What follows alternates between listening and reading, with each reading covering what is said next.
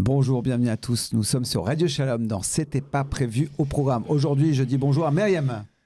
Bonjour Marc. Bonjour Myriam, c'est notre réalisatrice. Je dis bonjour, pardon, à mon oxygène, ma moitié. Bonjour Marc, comment vas-tu ? Très bien, parce qu'aujourd'hui, on reçoit quelqu'un d'exceptionnel, oui. qui est devenu un ami, quelqu'un qu'on aime beaucoup.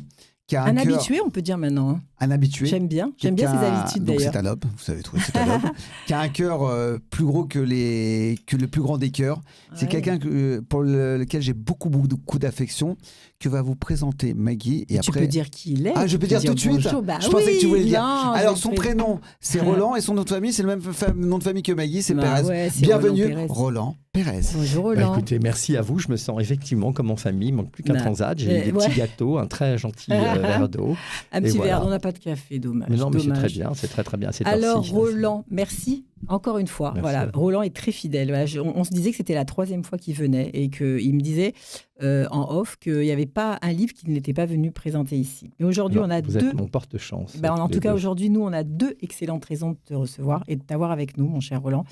Tout d'abord, pour ce 3e et dernier volet du succès Ma mère, Dieu et Sylvie Vartan, qui s'appelle Bonne fête des mères papa. Mon Dieu, comme le titre est parlant déjà tout seul, aux éditions Les Escales, qui sont très fidèles à toi aussi, qui est sorti le 20 février. Et ensuite, tu es là aussi pour le film merveilleux qui sort le 19 mars prochain, que tout le monde voit en ce moment en bande-annonce dans toutes les salles de cinéma et qui se disent « Mais qu'est-ce que c'est que ce film ?» Et c'est un carton, ce film, c'est une merveille. On va parler de tout ça. Mais déjà, comment tu vas, toi, avec toutes ces actualités ? Parce que là, je crois que tu débordes de... Il y a plein d'amour magnifique. Oui, tout arrive en même temps. Tout est...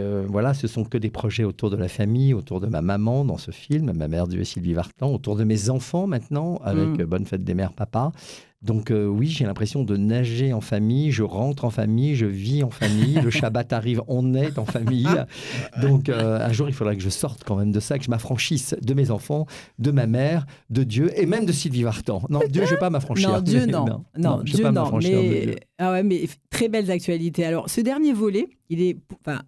Je l'ai lu très vite, on ne va pas raconter comment je l'ai lu, mais je ne l'avais pas dans les mains il y a 48 heures et je l'ai terminé hier soir.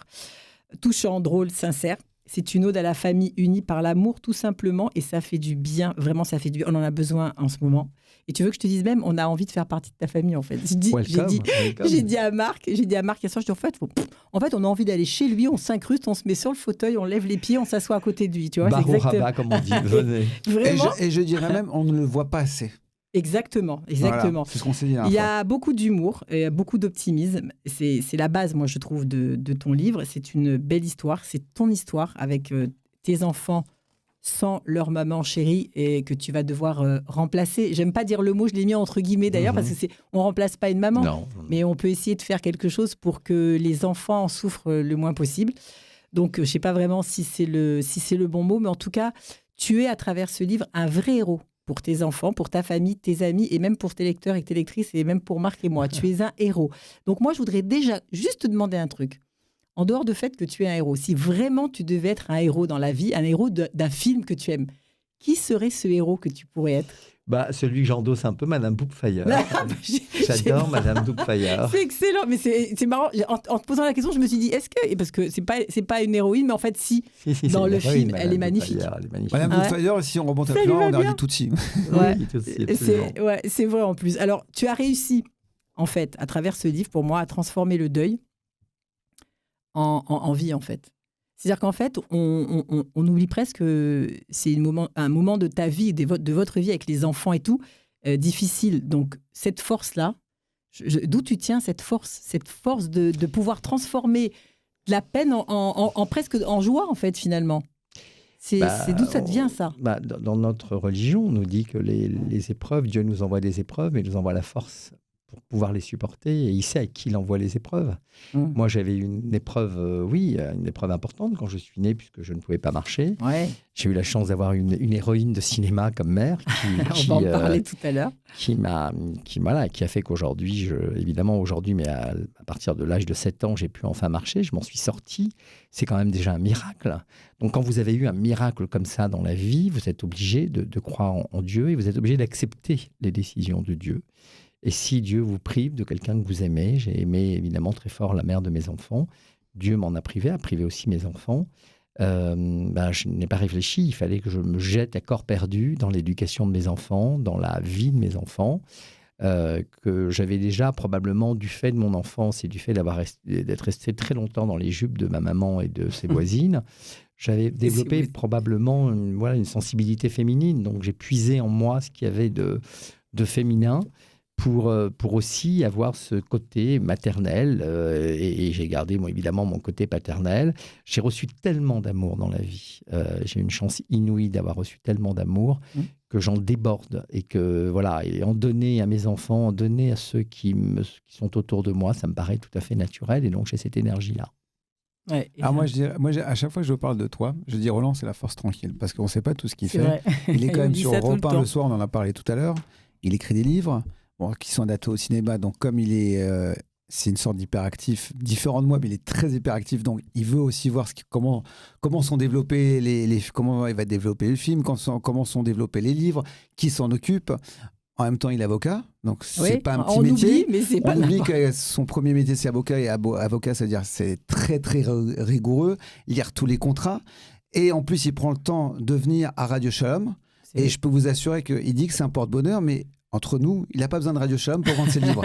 Et rien que pour ça, le mec qui est là-haut, il se dit « Colle à cavote, Roland ». Voilà, je ne viens pas les vendre, je viens en parler avec bonheur avec vous. D'abord, vous prenez le temps de les lire et c'est hyper gentil. Et puis, ça me permet aussi de parler de ce que j'aime. Bah oui, non, mais tout à fait. Je trouve ça... c'est touchant. Les traditions et la transmission sont très présentes dans le livre, évidemment.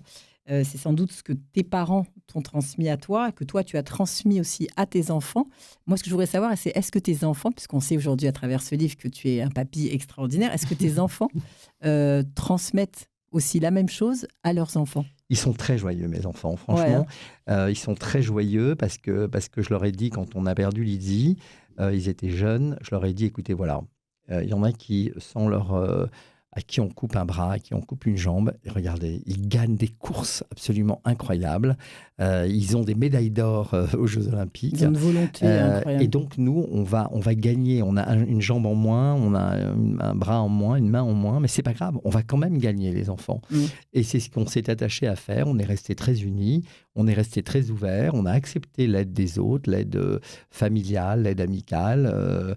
On ne s'est pas privé de cette aide parce que on n'avait pas de fierté, il n'y avait rien. Et vous en aviez besoin, je pense. Et j'en avais besoin. Et puis j'ai essayé de continuer ce que faisait ma femme, c'est-à-dire ma femme recevait beaucoup, mes parents recevaient beaucoup.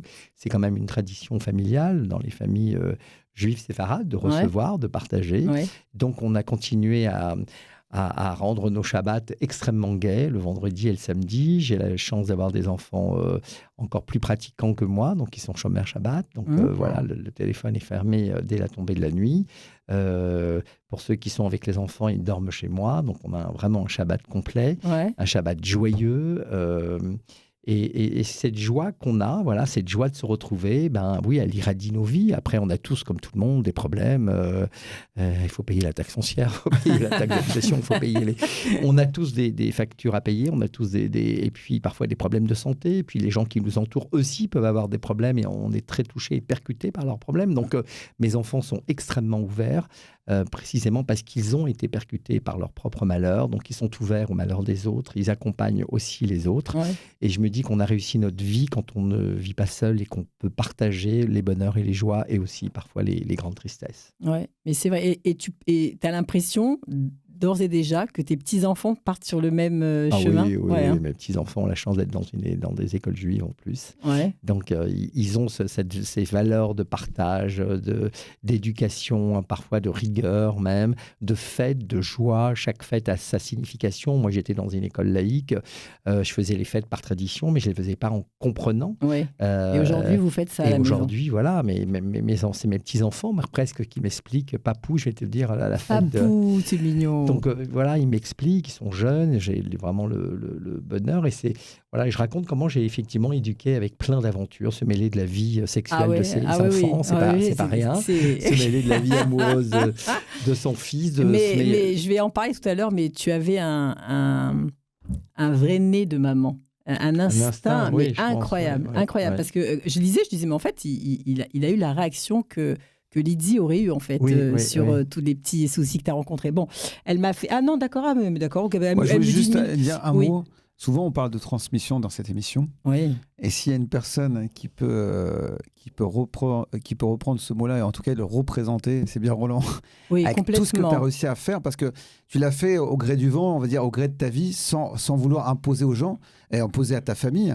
Mais là, pour le coup, on parle de ces petits-enfants. Mais oui. Qui ont la même joie que ces enfants, qui ont la même joie que toi. Et cette joie de vivre, c'est vraiment la transmission avec un grand T. Moi, j'adore. On t'entend, ça fait... Rien que de t'entendre, ça donne du baume au cœur. Ouais. Vraiment, c'est gentil, Marc. Non, c'est vrai, parce que tu sais, touchant, même dans le film, alors bon, je vais un peu mélanger tout parce que je voulais en parler après du film, mais moi j'ai eu la chance donc d'aller le voir à 10h du matin, en projection à 10h du matin, toute seule. Je me suis mise dans ce fauteuil-là. Et en fait, quand tu parles maintenant, là, tu vois, de tes enfants et de tes petits-enfants, je me dis qu'en fait, ils auraient très bien pu être dans les pattes de ta maman, qui est finalement leur arrière-grand-mère, mais ils auraient été complètement à leur place parce que tout ce que toi, tu leur as amené, tout ce que tes enfants leur ont donné, c'est exactement ce que ta mère t'a donné à toi. Exactement. Donc c'est beau. Et mes enfants ont eu la chance d'avoir une grand-mère exceptionnelle. Surtout ton fils aussi, je crois. Mon fils. C'était la femme de sa vie, je crois. C'était la femme de sa vie et elle lui avait promis de le marier, de lui présenter la femme de sa vie. Imaginez quand une femme de 80 ans dit à son petit-fils de 25 ans, je vais te présenter ta femme, et que mon fils sourit, et puis qu'il y croit. Je dis pourquoi pas. Alors elle fait quelques tentatives, elle a les petits-enfants de ses amis, on lui demande d'arrêter un peu tout ça, et puis un beau jour elle part, et puis mon fils me dit finalement mamie m'a pas présenté ma femme. Je lui dis, tu sais, ta grand-mère, voilà, on la voit dans le film là, ma mère Dieu Sylvie Vartan, elle a plus d'1 tour dans son sac, tu vas voir. Et puis 2 ans sont passés, mon fils est dans le sud. Ma mère s'appelle Esther Waknin. Esther Pérez, c'est son nom de femme mariée, mais son nom de jeune fille, c'est Esther Waknin. Il rencontre une jeune femme. La jeune femme ne s'intéresse pas tout à mon fils. Vraiment, elle ne s'intéresse pas du tout au début. Mon fils insiste un peu. Et puis vraiment, en insistant, il lui dit, bon, au moins sur les réseaux, on peut essayer de se communiquer. Comment tu t'appelles? Et là, elle se retourne. Elle lui dit, je m'appelle Esther Waknin. C'est un truc de fou quand même. C'est-à-dire, tu te dis la grand-mère jusqu'au bout. Elle est partie, mais non, elle a laissé. Aujourd'hui, ils sont mariés depuis 2 ans. Extraordinaire. Alors, on fait une petite pause. J'adore. On fait une pause, on revient. À tout de suite. Oui, bonjour. Vous êtes toujours sur Radio Shalom dans C'était pas prévu au programme 94.8. Mais qui vient répondre aux questions de Marc et Maggie? Aujourd'hui, nous avons la chance et l'honneur de recevoir Monsieur Roland Pérez. Voilà, Laurent toujours avec nous. Ça va, ça se passe bien, t'es content? Ça se passe très bien, on a l'impression vraiment d'être dans son salon. Dans son salon et on papote. Alors, un petit peu triste ma question, mais j'ai envie, je ne sais pas pourquoi j'avais envie de te demander ça. Si par exemple ce soir, on pouvait te faire un cadeau, Marc et moi, et te dire que tu pourrais aller au restaurant avec Lydie ce soir, où est-ce que tu pourrais l'amener avec toutes ces nouveautés? Qu'est-ce que tu aurais envie de lui faire une soirée comme ça, alors sans rentrer dans l'intimité bien évidemment, mais qu'est-ce que tu aurais envie de faire avec Lydie? Excuse-moi, c'est un truc que j'avais envie de te demander parce que elle est merveilleuse, ta femme. Vraiment, elle est merveilleuse. Et en plus, je me souviens l'avoir croisée sur une plage à Eilat, donc je la vois. Qu'est-ce que tu aurais envie de faire ce soir? Je pense que j'aurais pris ma voiture avec elle. Je l'aurais emmenée à Deauville, en Normandie. On a une petite maison. J'aurais choisi un restaurant, peut-être, alors pas à Deauville, pour ne pas rencontrer des gens qu'on connaît. Et voilà, peut-être à Cabourg, peut-être à Honfleur. J'aurais trouvé un restaurant. Et puis, parce que je l'aurais mise à côté de moi pendant que je conduis, car j'aurais été tellement ému que je n'aurais pas pu la revoir comme ça, plonger tout de suite mes yeux dans ses yeux. Oui. Donc il faut d'abord qu'on se réhabitue de la voir. C'est un peu la chanson de Céline Dion, Encore un soir. Et voilà, encore un soir, oui. Et on aurait ensemble parlé de nos enfants, je leur ai remercié de tout ce qu'elle m'a donné, de tout ce qu'elle m'a offert. Et j'aurais essayé de voir comment on peut négocier avec Dieu le retour de Lydie sur Terre. Oh, c'est beau, j'adore. T'as vu? Comment négocier avec Dieu le retour de Lydie sur Terre? Ça pourrait être le 4e volet du livre, je t'assure. Alors, dans ce beau livre, tu as, comme je le disais tout à l'heure, tu as un instinct incroyable concernant l'avenir et les choix de tes enfants. Moi, j'ai adoré la manière dont tu t'immisces comme ça dans leur vie, comment tu as cet instinct, comment tu les observes et tout. Et en fait, tu as pris ton rôle de mère, finalement, très, très au sérieux. Moi, j'ai trouvé ça incroyable. Mais alors, par rapport à ce que tu racontes dans le livre, mais je suis sûre que même au quotidien, tu avais des choses comme ça. Quand il tombait malade, par exemple, des trucs comme ça, tu sais, l'instinct de la maman qui dit, bon, non, je sens, c'est un truc pas grave. Mais je suis sûre que même ça, tu avais réussi à le développer, non? En fait, ce que ma mère avait développé avec moi, dans le regard de ma mère, quand je ne pouvais pas marcher, je comprenais, malgré de ce que j'entendais des médecins, que je ne marcherais jamais. Donc, j'avais à la fois l'autorité des médecins qui disaient que je ne marcherais jamais, et j'avais le regard de ma mère, la douceur, la force, la conviction de ma mère que je marcherais. Et donc, j'ai jamais douté que je marcherais. De la même manière, elle m'a transmis cette force, cette conviction, cette détermination. Et jusqu'à présent, quand mes enfants qui sont plus grands aujourd'hui, qui sont mariés, donc ils ont toutes les raisons de s'adresser aux bonnes personnes quand ils sont fatigués, continuent à m'appeler dès qu'ils sont malades. Parce qu'un mot de moi, une espèce de diagnostic à distance va suffire, va les rassurer, va faire en sorte que c'est pas grave. Et même si au fond de moi, je commence un peu à paniquer, à me dire exactement ce qu'il faut faire ou ce qu'il faudrait faire, voilà, ça les rassure. On a ce lien qui fait que, comme moi je l'avais avec ma mère, cette présence rassurante fait que ça enlève déjà 50% de ce qu'on ressent. C'est vrai. Moi, personnellement, j'ai toujours dit, je raconte toujours à Marc, moi, quand je vais faire un examen médical, bon, maintenant, ma maman, elle commence à être un peu fatiguée, donc elle ne me fait plus ça et ça m'embête. Donc, je la force à me dire des choses pour entendre ce qui me rassurait avant. Tu vois, quand j'allais faire la mammo, je disais, maman, j'ai la mammo. Elle me disait, ça va aller, chérie. Tu vois, rien que ce petit ça va aller, chérie, je partais genre. Et là, quand je vais faire une mammo, je dis, maman, je vais faire une mammo. Puis alors, je vois pas de réponse parce qu'elle n'est plus dans son état complètement. Maman, ah oui, d'accord. Oui, ça va. Tu vois ça. Mais j'ai besoin d'entendre ce. Parce que si elle demande un Ashkenaz, ça va être compliqué. Oui, si elle te le demande à toi. Non, c'est pas ton rôle en plus. Non, mais... alors, le livre donc est sorti le 20 février. Ouais. Je vous invite vraiment à aller l'acheter, à le lire. C'est une merveille. C'est aux éditions Les Escales. C'est un livre qui se lit vite. C'est un livre plein de joie, comme j'ai dit tout à l'heure. Et moi, je suis certaine que Ken Scott, qui est en fait le réalisateur du magnifique film, donc, qui sort, lui, le 19 mars, va s'empresser de faire une suite. Je me trompe ou pas? C'est pas possible. Il ne peut pas ne pas faire une suite. Alors, il ne l'a pas encore lu parce que j'ai été avec lui là, à Rennes, hier, pour une des avant-premières. Ouais. Et on parlait de ça parce que Gala vient de faire un article en disant que ça se dévore comme une série. C'est ça. Et qui devrait voir le jour sur les écrans. Ouais. Et donc, elle est très pressée de le lire. Et puis, il faut déjà voir quel sera l'avenir de ce film, Ma mère Dieu et Sylvie Vartan, sur lequel on mise beaucoup, parce que c'est une jolie histoire, c'est une histoire universelle du combat d'une maman, interprétée extraordinairement par Leila Bekti. Leila Bekti est extraordinaire dans ce rôle. Elle est prodigieuse. Elle est une Esther plus vraie que nature, de 30 ans à 85 ans. Elle est vieillie. Magnifique. Elle avait 4 heures de maquillage par jour pour jouer Esther à la fin. Elle porte cet enfant, elle porte toute la famille. Le papa, mon papa, est merveilleusement interprété par comment il s'appelle, Lionel Drey, que j'adore, qui est formidable. Et ton papa était vraiment discret comme ça? Il avait cette force tranquille, douce et vraiment importante pour toute la famille. Et puis, il y a Jonathan Cohen qui me joue moi, qui est donc le fils de Leila Bekti. Tout à fait. Il est plus âgé que Leila Bekti, mais là, il se trouve être son fils. Et on y croit à 1000%. Il n'y a pas l'ombre d'une difficulté. Et leur rapport est extrêmement drôle parce qu'évidemment, l'enfant a une relation fusionnelle avec sa mère. Et puis, quand il a 25 ans et qu'il devient avocat, il veut s'affranchir de cette mère. Mais comment s'affranchir d'une mère qui vous a permis de marcher? Et puis, il y a Jeanne Balibar qui joue l'assistante sociale, qui est absolument cruciale dans cette histoire. Ouais. Il y a, c'est un film très drôle parce qu'il y a une espèce de combat de coq entre la mère et Jeanne Balibar, l'assistante sociale. Il y a Anne Leni qui joue la rebouteuse qui va sauver cet enfant. La sauveuse, moi je l'ai appelée.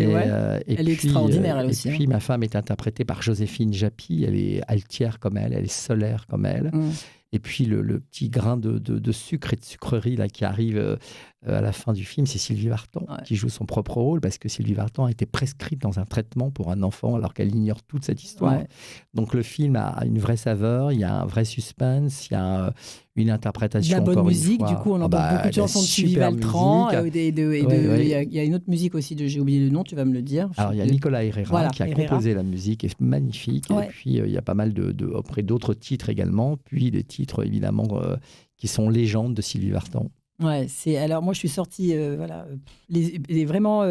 de l'amour à revendre. Voilà, je t'ai appelé tout de suite, je t'ai dit que c'était une pépite. J'ai appelé ça une pépite. Il y a tous les acteurs, la fluidité, l'humour, l'amitié, l'amour, même les odeurs.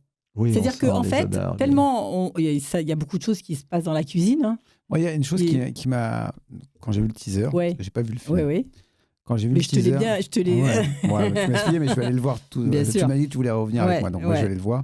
Dans le teaser, à un moment, on voit Leila Bekti avec toi dans le cabinet d'avocat. Oui. Où elle fait des réflexions.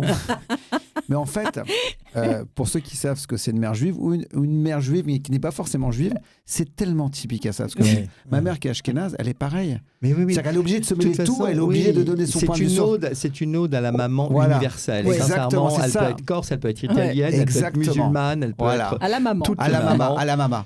Toutes les mamans. Et puis, il y a cet humour, du rapport du fils qui veut s'affranchir. Donc ça, c'est extrêmement drôle. Quand elle dit on, c'est-à-dire elle parle même pas pour elle. Elle dit on. C'est elle qui reçoit les clients de... Et Jonathan Cohen est extrêmement précieux dans ce film parce qu'il est à contre-emploi de tout ce qu'on connaît. Ouais. Il est bouleversant, il est naïf, il est touchant, il est drôle sans le savoir. Ouais. Et puis il y a plein d'histoires dans ce film. Il y a l'enfant, il y a le mariage. Et ce respect finalement qu'il a pour sa mère, même si elle l'énerve, parce que... Des fois, il a envie de lui dire mais arrête quoi, tu vois. Mais tu sens que même le arrête, il sort pas parce qu'il se rend compte que finalement, sans sa mère, rien de tout ça ne serait arrivé. On a autour de nous, alors les mamans, mais aussi des gens parfois qui sont terriblement agaçants, mais qui sont terriblement irrésistibles. Oui, c'est ça. Et on a à la fois, on est agacé, mais à la fois, il nous manque. Il y a une chanson d'ailleurs de Sylvie qui s'appelle Irrésistiblement, qui est le générique du film, et qui est un peu ça, qui traduit absolument bien ce qu'est Esther. Ne parle à personne, mon fils. Oui. J'adore. Tous les matins, quand il part à l'école, ne parle à personne. Mais à 25 ans, à un moment, il dit mais arrête, maman. Mais j'ai le droit de parler à des gens. Et elle lui dit je ne sais pas pourquoi tu veux parler à des inconnus. Pourquoi tu veux parler à des inconnus? Mais j'adore cette réplique, elle est magnifique. D'ailleurs, est-ce que tu as commencé à avoir des critiques, puisqu'il y a beaucoup de gens qui ont été le voir quand même dans les avant-premières un peu partout en France. Pour l'instant, quelle est la plus jolie critique que tu as reçue comme ça en pleine face tu t'es dit waouh? Alors c'était à Bordeaux. C'était à Bordeaux. Très jeune. D'abord, c'est un public très jeune qui va voir le film parce que je pense que Jonathan Cohen attire ce public jeune et Leila Bekti aussi.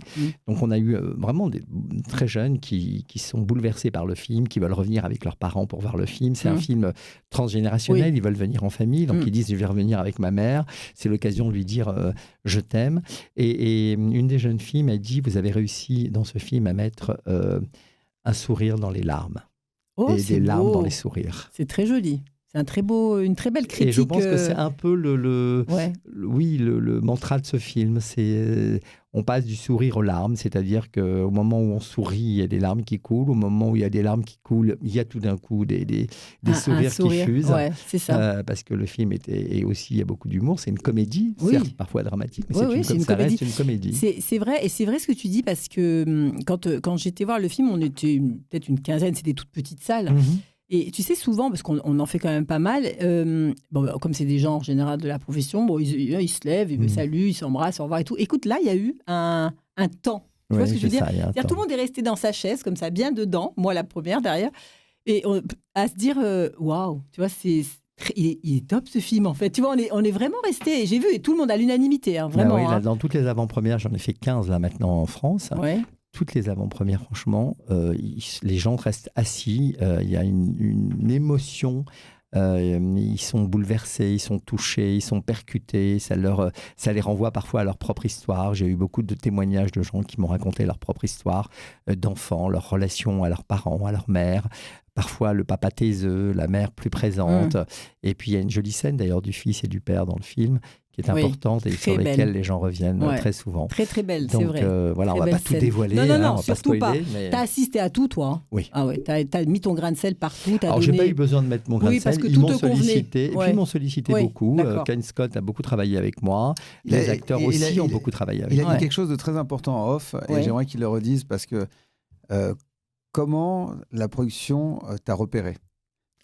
C'est assez important parce que c'est un coup de cœur, c'est pas un coup de business, c'est un vrai coup de cœur. Ah oui, complètement. Alors on le dit et après on fera le flash. Vas-y, dis-nous. Alors je dis très rapidement.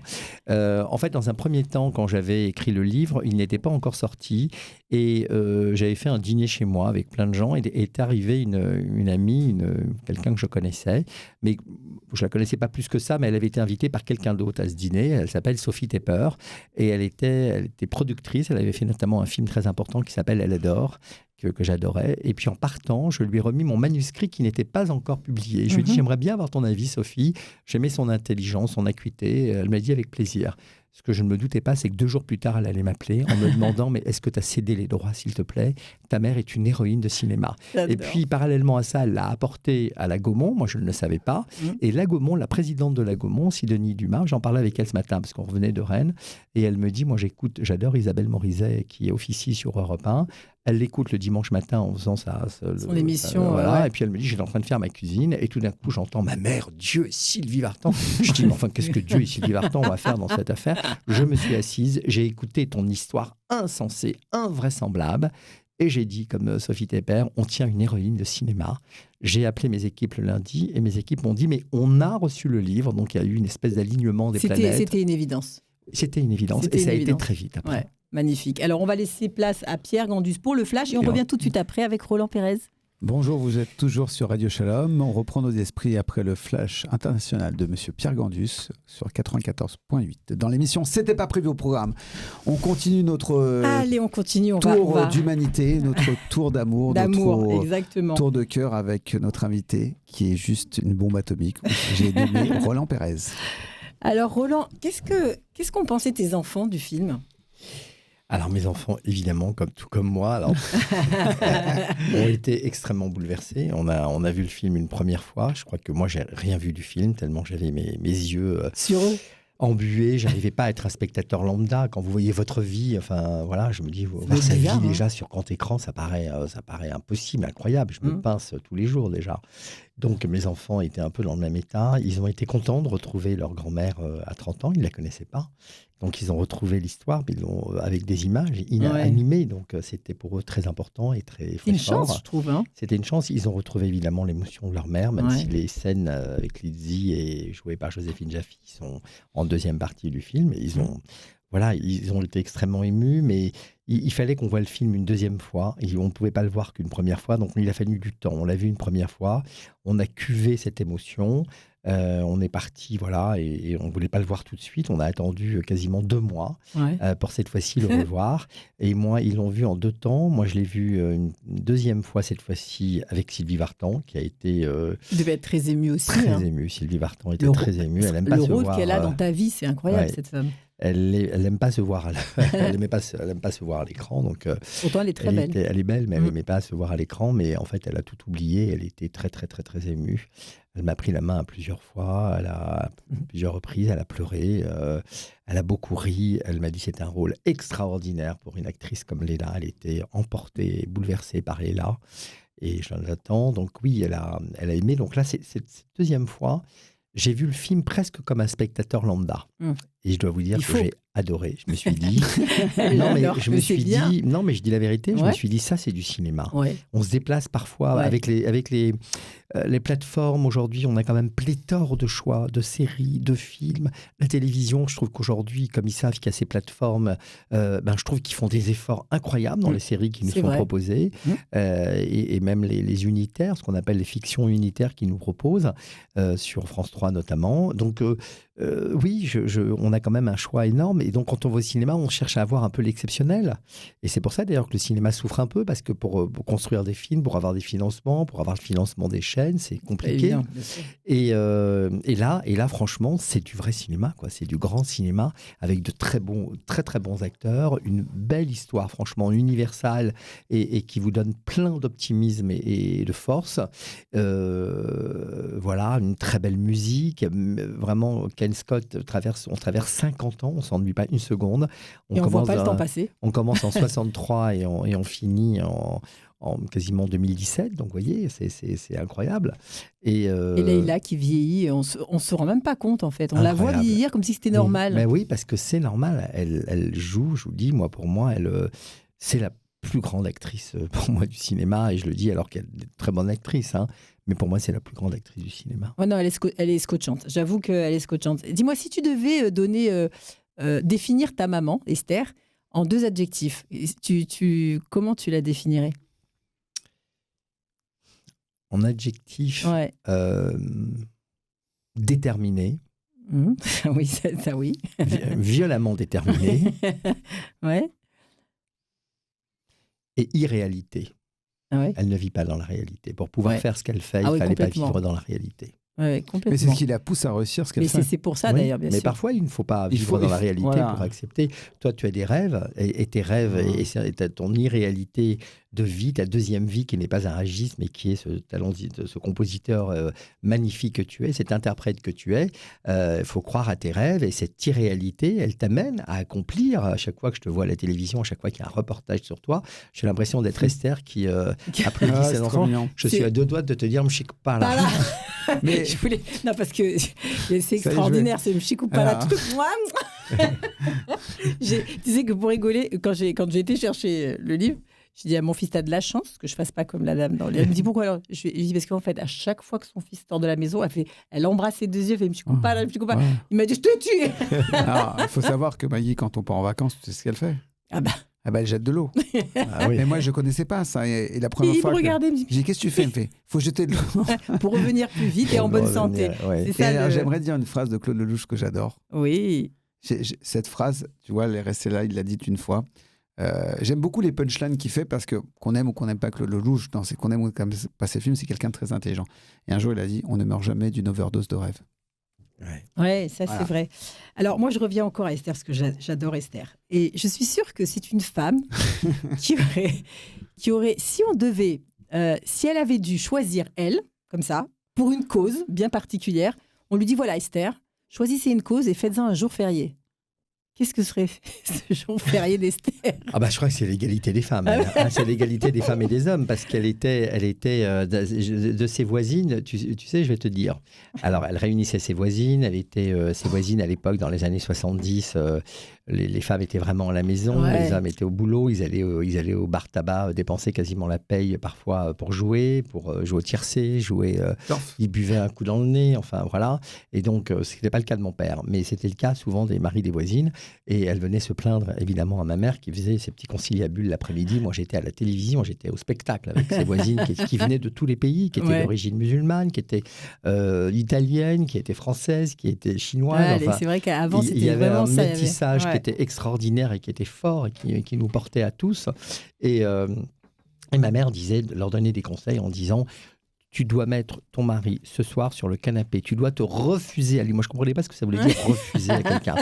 Il ne t'a pas respecté. Regarde, il a dépensé sa paye, comment tu vas faire? Tu vas devoir attendre des allocations. Et comment on va faire, ma fille? Ce n'est pas possible, il ne faut pas accepter. Donc, elle militait pour les femmes. Et je vais vous dire, quand on a quitté cet HLM bigarré du 13e arrondissement et que les voisines se sont retrouvées, on a l'impression qu'ils suivaient le convoi funèbre du déménagement, tellement ma mère était Evita Perón, Don't Cry For Me Argentina, enfin tu vois, t'imagines le truc. Et donc quand elles ont quitté, ma mère leur a fait une promesse. Elle leur a dit, écoutez les filles, je reviendrai, à l'époque on n'avait pas école tous les jeudis, je reviendrai tous les jeudis vous voir. Et pendant 20 ans, elle est venue tous les jeudis. Avec une petite enveloppe pour l'une, une robe pour l'autre, du maquillage pour la troisième, en disant, écoutez, voilà les filles, toi tu dois... Elle lui dit, mais Esther, où je vais mettre cette robe? On sort jamais. Même devant ta glace, ma chérie. tu la mets, c'est déjà la fête. C'est génial. Moi franchement... Et dans ce livre, dans le dernier livre que j'ai fait, il y a un grand comeback d'Esther qui vient. Évidemment, comme je n'ai plus ma femme, elle vient se mêler un peu de la vie des enfants. Mais elle est très heureuse de le faire. Oui. Parce que, en fait, finalement, elle ne veut pas se sentir inutile, ta maman. Elle a besoin d'être là, de donner son avis. D'ailleurs, tout le monde rigole, hein, tes frères, sœurs et sœurs aussi. C'est-à-dire, on sent que, en fait, elle veut être partout, elle veut briller, elle veut qu'on la voie, elle veut qu'on l'aime. Elle est extraordinaire. Mais je trouve ça... En fait, elle veut être indispensable, ta maman. Elle veut être indispensable. Et puis, je voulais donner à mes filles un modèle, parce qu'elles n'avaient plus, hélas, leur maman. Et je me disais qu'il fallait qu'ils aient un modèle de femme, de femme forte, de femme... qui a une assurance. Ma dernière, elle avait beaucoup moins d'assurance du fait de l'avoir perdu sa maman, alors qu'elle est ravissante. Elle ne se trouvait pas jolie, elle ne se trouvait pas trop grosse, trop truc. Bon, elle avait des complexes qui étaient invisibles pour nous, mais qu'elle ne voyait que ça, elle. Et je me disais, il faut que je leur donne ce modèle de femme, d'être humain sûr d'elle. Ma mère, jusqu'à la fin, je racontais à Sidonie Dumas, la présidente de Gaumont, quand on est venu ce matin dans le train, on racontait des anecdotes. Je disais que ma mère, quand elle prenait les taxis, elle sortait du taxi et elle me disait « Oh, ce salopard, il m'a fatigué. » Je dis « Mais qui t'a fatigué ?»« Le chauffeur. » Je dis « Mais pourquoi ?»« Il me dit « Vous ressemblez à Claudia Cardinal. » Je lui dis « Maman, vachement bien, Claudia Cardinal. »« Ah, je suis beaucoup mieux qu'elle. » C'est ça, je vois tout à fait. C'est génial, j'adore. Donc, cette assurance, j'aurais voulu que mes enfants aient la racine carrée de cette assurance dans la vie pour leur permettre d'avancer et d'être à l'aise avec eux. Et heureusement qu'elle était là. Parce que c'est pourquoi je rigole. Pourquoi? Attends, j'ai encore des questions. Vas-y, dis. Parce que Claudia Cardinal était de Tunis. Ah oui. Non, elle était soussienne quand même, c'est ça. Oui, pardon, vas-y. Et donc sa mère, à qui j'entends très bien, la mère de Maï, elle fait... Tu sais, on joue ensemble au volleyball. C'est vrai en plus. Mais genre, juste je suis comme Claudia Cardinal, tu vois. Je suis son double, tu vois, je suis son double. Alors moi, il y a une chose aussi, moi, on te trouve solaire. On te l'a toujours dit, t'es très solaire. Et encore, je trouve que c'est en dessous de la vérité. Et je trouve que dans toutes les paroles, quel que soit ce que tu dis, on sent toujours le merci chez toi. Tu es quelqu'un qui sait dire merci et qui ne peut pas vivre sans dire merci. D'ailleurs, à la fin de ton livre... moi, maintenant, j'ai pris l'habitude de lire les remerciements parce qu'une fois dans ma vie, je ne les ai pas lus. C'est ma fille qui les a lus. Elle m'a dit « Maman, tu as vu quand même que tu as été remerciée dans le livre. » Donc, c'était la boulette, tu vois. Je n'avais même pas appelé le... Et je trouve que c'est important parce que c'est là qu'on voit... Mais en fait, c'est sur les 2 pages là, des remerciements. Tu ne dis que merci, en fait. Tu mets des noms, mais c'est merci. Dire merci. Mais merci, c'est magnifique. Je trouve ça... Tu sais qui est-ce qui faisait ça? Non. Pas dans les livres ni dans les disques, mais à ce point-là. Hein. Oui. Il fallait tout lire. C'était Jean-Jacques Goldman. Ah ouais, dans les albums, il mettait plein de choses, il fallait lire. Ouais, il faisait un petit mot personnalisé à chaque personne qui lui avait permis de faire cet album. Donc les remerciements, à l'époque, il y avait les livrets, et les remerciements, je le disais tout. Donc du coup, je connaissais tous les gens qui côtoyaient. J'étais grand fan quand j'étais gamin, et c'était exactement ça. Je trouve ça très important. Ouais, c'est important. Et pour corroborer ce que tu dis, nous avons été invités dans un restaurant qui s'appelle le Bouddha Bar à Paris pour son 2e livre, si je ne m'abuse. Et nous sommes arrivés, il y avait beaucoup de beau monde. Donc, je ne vais pas citer qui y avait, mais il y avait beaucoup de beau monde. Nous sommes arrivés, Marc et Maggie. Et quand Roland a dit merci aux gens, etc., et il nous a regardés devant tout le monde, merci Maggie, Marc et Maggie de Radio Shalom. Et je peux te dire que tu es le seul à avoir fait ça. Et ça nous a hyper ému.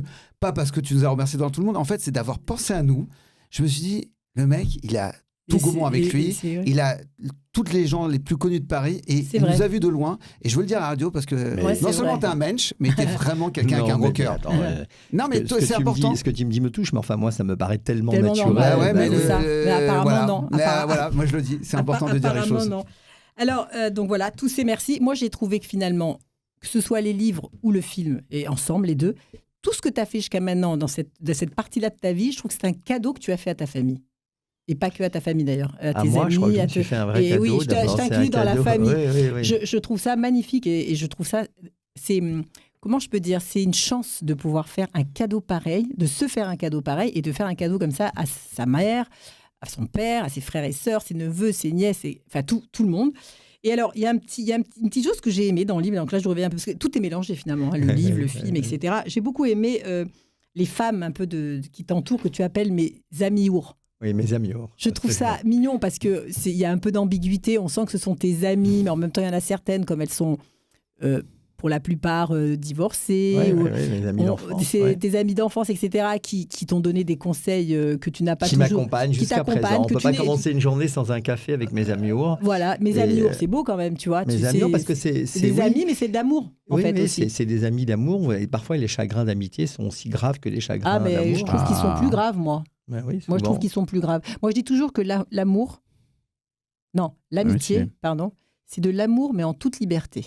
Oui, c'est ça. Tu vois, je trouve que c'est vraiment, tu fais plus de tact. Oui, mais moi, je sais que j'ai besoin de mes amis et c'est pour ça que je les appelle mes amis. J'adore, je trouve ça très mignon. Et on va terminer cette émission parce qu'il y a une phrase que tu cites à la fin du film, une phrase de Yves Montand, que j'ai trouvée très jolie dans ton livre, lorsqu'Esther te demande, mon fils, en gros, quand est-ce que tu vas refaire ta vie ? Et tu as répondu cette phrase de Yves Montand, tu lui as dit, on ne refait pas sa vie, on la continue. Je trouve ça hyper joli. Et je pense que ton prochain roman, si je peux me permettre, tu devrais le commencer avec cette phrase, en fait, et nous raconter un peu toi, maintenant, dans ton cœur, qu'est-ce qui se passe ? Est-ce que tu vas la refaire, ta vie, un jour ? Est-ce que ton cœur a déjà revibré ? Attention, je ne dois pas répondre. Mais je pense que là, il y a beaucoup de gens, y compris tes amis ours et ta famille, qui vont un jour te dire « Ok, d'accord, tout ça, c'est bien beau. Roland, mais toi ?» Et oui, c'est vrai que j'ai parlé de moi sous le prisme de mon enfance, j'ai parlé de moi sous le prisme de ma femme, et aujourd'hui, je parle de moi sous le prisme de mes enfants. Est-ce que je vais enfin parler de moi ? Excusez-moi, je vais éternuer. Non, ça va. Est-ce que je vais enfin parler de moi ? Je ne suis pas sûr. Ouais, c'est pas évident. C'est vrai que c'est pas la vraie. C'est pas évident. Après, de ce chapitre-là, il va être moins évident parce que tu vas être obligé de raconter des choses. Peut-être que pour le coup, tu n'auras peut-être pas envie et puis de d'impliquer raconter des gens qui sont là et qui m'entourent, qui m'ont entouré, et avec qui j'ai vécu de belles choses aussi. Moi, je dis toujours qu'il toute sa vie s'occuper des autres. Oui, bien sûr. Mais c'est pour ça que je dis ça. Son métier d'avocat. Il a toujours un métier où il a pris parti pour les autres sans penser à lui. Ouais. Quand il a écrit le livre, il l'a écrit pour les autres avant de penser. Même si ça lui a fait du bien, il a voulu laisser une trace. Il a pensé à la transmission. Tu as pensé à la transmission pour tes enfants, pour tes petits-enfants. Tu as pensé bien évidemment à ta femme. Donc en fait, toute ta vie, elle a été dédiée, mais ça te fait du bien. Donc tu t'es fait du bien aussi aux autres. Donc c'est vrai que des fois, on a envie de se dire, sois un peu égoïste, entre guillemets, même si c'est pas du vrai égoïsme. Vas-y, lâche-toi, raconte-nous un peu ce que tu as envie de faire. Oui, mais je ne suis pas sûr que ma vie pourrait intéresser. Ma vie aujourd'hui pourrait. Autant je voulais que ce soit les vertus d'exemple d'Esther. Ma femme aussi était un exemple de mère, de femme, de jeune femme, donc c'était un exemple. Le papa solo aussi, c'est un exemple. Ça, c'était sa vertu d'exemplarité, enfin d'exemplarité, pas parce que c'est parfait, mais d'exemplarité dans le quotidien, dans ce qu'on peut raconter. Après ma vie, moi, j'ai pas d'ego démesuré pour parler de moi. Non, je pense que... Et puis là, il y a un film. Donc, magnifique. Donc, je me dis que peut-être que la prochaine fois, j'écrirai cette fois-ci, non plus un roman vrai, mais un roman tout court, qui n'a plus rien à voir avec dont Esther, les deux héros vivront ensemble. Ils s'appelleraient Marc et Maggie. Un ferait de la musique, l'autre serait une mère incroyable. Une grand-mère aussi. Une grand-mère. 11 petits-enfants. 11 petits-enfants. Non, mais voilà. Tu es l'héroïne de mon prochain roman, Maggie. En plus, elle s'appelle Maggie Pérez. Voilà, exactement. Et Esther Pérez, de mon prénom hébreu. C'est pour ça, donc hier soir, j'ai envoyé ce petit mot à Roland, lui disant, est-ce que c'est parce que je m'appelle Esther Pérez que finalement, j'ai tant aimé toute cette histoire. Alors, je vous rappelle qu'on a reçu Roland Pérez aujourd'hui pour 2 choses, mais pour plein de choses finalement. D'abord par amitié, pour toi, parce que ton talent est touchant. Un super beau film qui sort le 19 mars dans toutes les salles en France, mais courez le voir. Et je précise qu'il va y avoir une avant-première pour la colonie scolaire. Oui, tu me l'as dit, mais on n'est pas là, c'est le 6 mars, tu m'as dit. Voilà, le mercredi 6 mars, il va y avoir au Pagestic Passy, il va y avoir une avant-première et on peut sur le lien de la colonie scolaire, sur l'association, sur le site web de la colonie scolaire, on peut retrouver cette avant-première qu'on va faire en présence... On va essayer de faire venir l'équipe du film. Voilà, pour cette magnifique association pour les enfants, la protection de l'enfance juive. Et voilà, il y a déjà beaucoup de gens qui se sont inscrits, donc c'est une belle occasion. Voilà, pensez-y. Et donc voilà, ce film, 19 mars dans toutes les salles, cette avant-première, le 6 mars, la semaine prochaine donc, et surtout aussi le livre, la suite, donc, qui s'appelle « Bonne fête des mères par papa ». C'est génial aux éditions Les Escales. Roland, entouré de ses enfants, sans la maman. Magnifique, très très beau. Merci beaucoup vraiment à vous. belle. Moi, je voudrais rajouter une dernière chose. Bien je sûr, pense Marc. que je parle en mon nom, Oui, mais aussi au nom du tien. Il faut qu'on le voit maintenant en 2025. On va te voir plus souvent. Parce que moi, à chaque fois que tu viens à l'émission, je suis hyper touché. J'ai du mal à parler parce que t'es tellement vrai, tellement. En plus, t'as une diction parfaite, t'as un beau français, c'est important. Je suis fils d'émigré. Non, mais quand il parle, moi je suis fils d'émigré, mes parents à chaque fois me disaient, dis la chose que j'ai dite. À quand je sais au déplacer avant le verbe avoir, tu sais, c'est toujours les émigrés qui font le plus attention à quand ils parlent le français. Donc merci d'être là, merci de tout ce que tu nous donnes, merci de ton empathie. Tu as une empathie avec les gens, c'est incroyable et je vous assure, il ne se force pas, il est comme ça. Donc, comme on dit chez nous en breton, colle à cavotte pour tout ce que tu fais. Vraiment, et au moins jusqu'à 120 ans. Exactement, au moins. Au moins. Et merci à toute votre équipe, merci à Marianne qui a réalisé l'émission. Avec plaisir. Exactement. Merci Maria, merci Marc, à la semaine prochaine. Je me souviens plus qui on reçoit d'ailleurs. Il y a Marc Scalia ce soir, ça je sais. Il est rentré de vacances. Il est tout bronzé. Il est tout beau gosse, il est rentré de Koh Samui. Exactement. D'ailleurs, il a mis un truc sur un... T'as vu Marc extraordinaire. Merci Roland. À très à bientôt. Vous. Merci beaucoup, Marie. Merci, Marc. Plein de bonnes choses pour ce film et plein de bonnes choses pour ce livre. Amen. Et Shabbat Shalom. Et Shabbat Shalom. Et Shabbat Shalom.